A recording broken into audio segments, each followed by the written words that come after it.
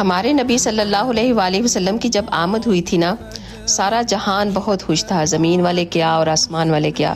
فرشتے بھی خوشیاں منا رہے تھے اور جنت والے بھی خوشیاں منا رہے تھے، زمین و آسمان میں رہنے والے سب بہت زیادہ خوشیاں منا رہے تھے،